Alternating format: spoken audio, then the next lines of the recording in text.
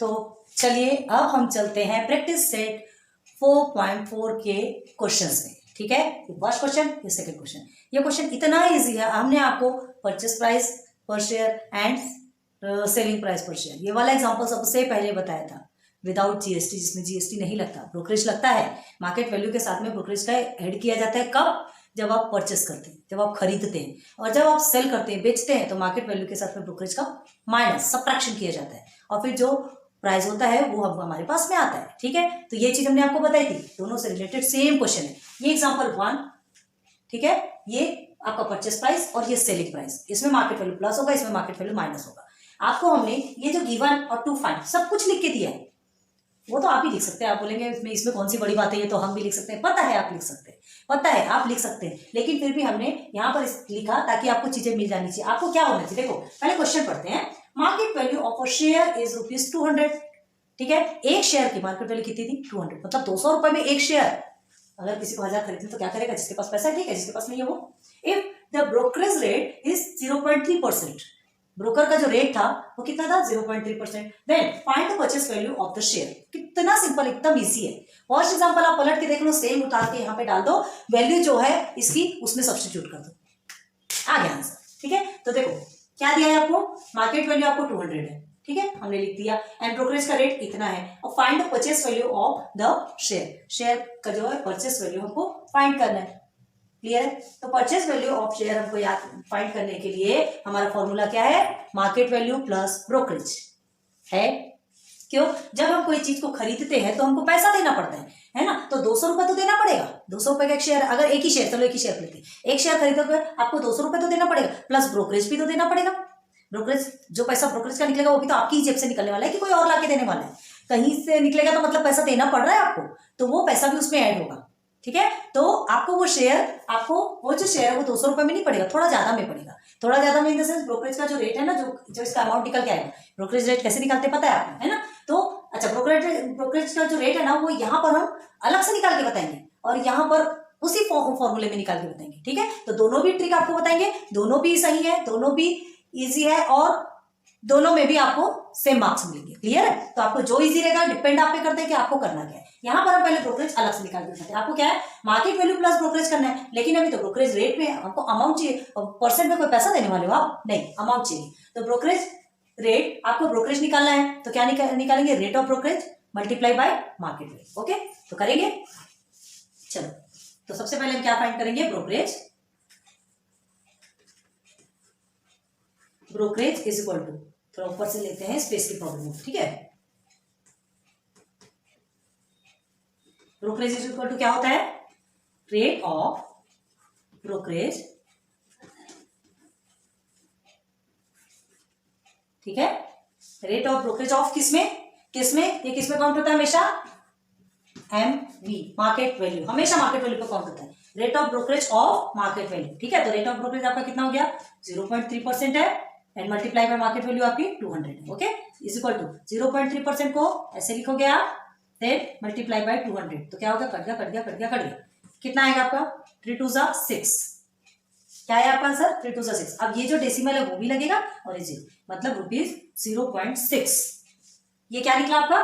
Brokerage निकल के आ गया अमाउंट, इतने रुपीस एक शेयर में देना पड़ेगा। ठीक है, तो अब हमको क्या निकालना है? Purchase value of share. Purchase value of share मतलब जो शेयर उसने खरीदा ना, जो शेयर उसने खरीदा वो उसको पूरा कितने में मिला? अभी तो ब्रोकरेज निकला, तो शेयर कितने में खरीदा? मार्केट वैल्यू 200 है, ब्रोकरेज भी आपको मिल गया, तो क्या लिखेंगे? Therefore purchase value of share is equal to market value plus brokerage. यही होता है ना? ठीक, अब तो इज इक्वल टू में क्या आएगा? मार्केट वैल्यू आपका ₹200 है, बार बार रुपीज लिखने की जरूरत ही, लेकिन एंडिंग में आपको रुपीज लिखना पड़ेगा। क्लियर है? ब्रोकरेज आपका कितना निकल गया है? 0.6 रुपीज। बस सॉल्व करो वाला इसको, कैसे सॉल्व करोगे? क्या आएगा आपका आंसर? देखो 200 है, यहाँ पर एक डिजिट है, ठीक है, तो हम चलो 1 0 ही लगा लेते हैं, डेसिमल को इधर लिखेंगे और ऐसा, तो 6002। यहाँ पे प्लस हो रहा है, याद रखो, इसलिए माइनस नहीं करोगे तो क्या होगा आपका? 200.6। ठीक है, 200.6, या तो यहाँ पे भी 0 लगाओगे तो इसका कोई मतलब नहीं है, लेकिन आप कर सकते हो। कर सकते हो, उससे कोई मतलब नहीं। तो ये ₹200.60 आपका क्या है, परचेस वैल्यू ऑफ शेयर। आपसे क्या बोला गया यहाँ पे, find the purchase value of share. तो आप आंसर क्या लिखोगे, therefore purchase value of share, purchase value of share is ₹200.60। ये डेसिमल के बाद जो है ना सिंगल सिंगल क्यों काउंट करते हैं ये भी हम आपको बताएंगे, बाद में बताएंगे, पहले ये ध्यान हो गया फर्स्ट कंप्लीट। अब सेकंड में शेयर इज सोल्ड। अब यहाँ पे खरीदा, यहाँ पे खरीदा तो आपने मार्केट वैल्यू के साथ में ब्रोकरेज को प्लस किया, ठीक है। अब हाँ ये, अब यहाँ पे बेचा, बेचा तो बेचने के बाद क्या होगा, मार्केट वैल्यू का जो रेट है वो उसको क्या पूरा मिलेगा, नहीं, उसमें से ब्रोकरेज माइनस होगा, तो मार्केट वैल्यू माइनस ब्रोकरेज, ठीक है। तो share is sold for the market value of ₹1000, ठीक है। मार्केट वैल्यू कितनी थी, 1000, तो 1000 रुपीज पे एक शेयर को बेचा उसने, एक शेयर 1000 रुपीज में, okay. Then brokerage is paid at the rate of 0.1%। Brokerage rate क्या थी, 0.1%, मतलब 1000 रुपीज था, लेकिन उसमें से 0.1% उसको देना पड़ा, देना पड़ा। What is the amount received after the sale, तो पूरा बेचने के बाद उसके हाथ में कितना आया पैसा, ठीक है। तो आप क्या करेंगे, देखो अब हमने यहाँ पे ब्रोकरेज आपको अलग से निकाल के बताया, ठीक है। अब इसी फॉर्मूले के साथ में ही हम आपको ब्रोकरेज निकाल के बताते हैं, देखो कैसे लिखना है। हाँ, तो डायरेक्ट लिखेंगे हम, क्या करना है, सेलिंग है ना, ओके। तो selling price of a share, selling price of share, इसको इधर लिख लेते हैं, ठीक है, थोड़ा सा स्पेस अच्छा बनेगा, is equal to selling price of a share market value minus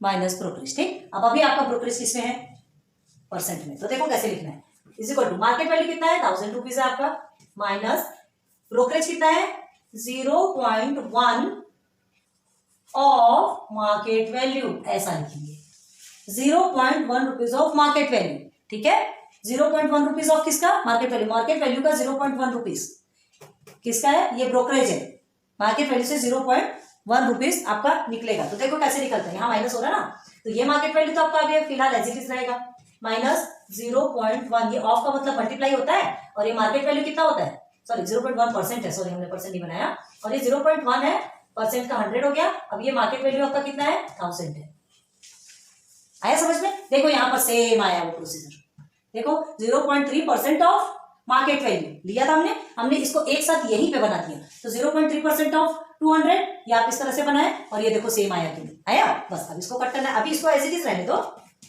1000 minus 100 1 and 100 1 1 and 2, तो 10 में से 0.1 को आप मल्टीप्लाई करेंगे, ठीक है। चलो करके दिखाओ वाला, 10 में से 0.1 को मल्टीप्लाई करके दिखाओ, कितना आता है आपका आंसर,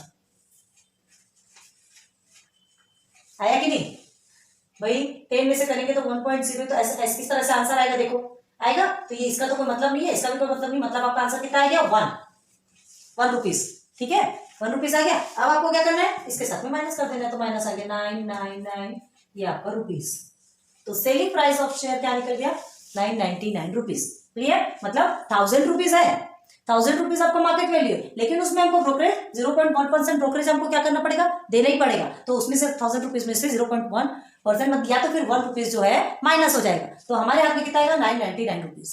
क्लियर हुआ, इजी है, बहुत इजी है। तो आप आंसर में क्या लिखोगे, देयरफॉर ₹999, इनबॉक्स कर लो, हाईलाइट होता है, ठीक है, रिसीव्ड आफ्टर द सेल, बेचने के बाद इतना रुपीज मिला, ओके। ये परचेस का, ये सेल का। अब यहाँ पे हमने ब्रोकरेज अलग से निकाल के बताया, और फिर बाद में परचेस वैल्यू आपको अलग किया, यहाँ पे ब्रोकरेज साथ में निकाल के बताया, तो हम ये दोनों को बहुत ध्यान दो, दोनों आप सेम कर सकते हो। ये जो ब्रोकरेज जो निकला है, rate of brokerage multiply by market value, rate of brokerage multiply by market value, यहाँ एक साथ निकाल के बता दिया। क्लियर है, समझना आपको है, करना आपको है, डिपेंड आप पे करता है कि आप किसको ज्यादा इजी वे में लेते हो, ठीक है। तो ये 2 क्वेश्चन आपको बता दिए, जल्दी से सॉल्व करो।